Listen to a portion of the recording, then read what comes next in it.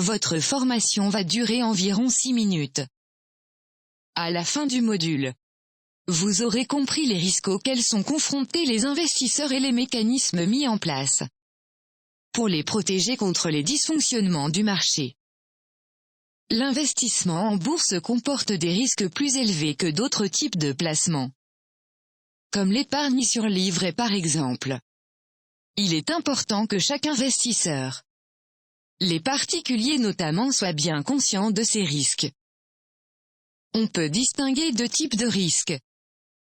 Les risques liés à l'évolution du marché et les risques liés à des dysfonctionnements du marché. Les risques liés à l'évolution du marché sont les risques inhérents à la détention de produits financiers.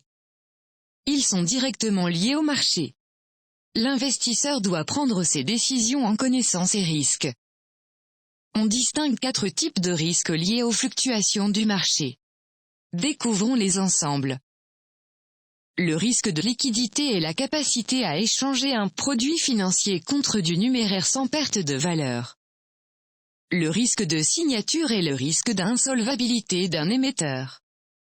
L'évolution des taux d'intérêt influence l'évolution des marchés.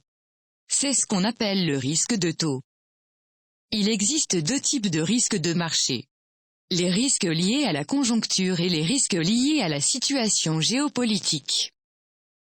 Les risques liés à un dysfonctionnement du marché sont les risques consécutifs à une infraction à la réglementation. On distingue 4 catégories de risques liés à l'évolution du marché. Découvrons-les ensemble. Le risque d'opération d'initié concerne les professionnels qui utiliseraient, à des fins personnelles, des informations non connues du public. Ce risque fait référence à la diffusion volontaire d'informations fausses ou trompeuses au public. Le risque de manipulation de cours concerne des opérations effectuées dans le but d'induire les autres investisseurs en erreur. Le risque de défaillance est lié à la cessation d'activité d'un acteur du marché. En ce qui concerne les risques liés à l'évolution du marché, il appartient à chaque investisseur de s'informer suffisamment sur les spécificités de l'investissement en bourse. En revanche, les investisseurs sont protégés par un cadre réglementaire contre les risques liés au dysfonctionnement du marché. Les autorités compétentes ont mis en place un arsenal juridique et un dispositif de contrôle nécessaire à la protection des investisseurs contre les dysfonctionnements du marché. Découvrons-les ensemble. Comme vu précédemment, le CMF a une fonction de protection des investisseurs.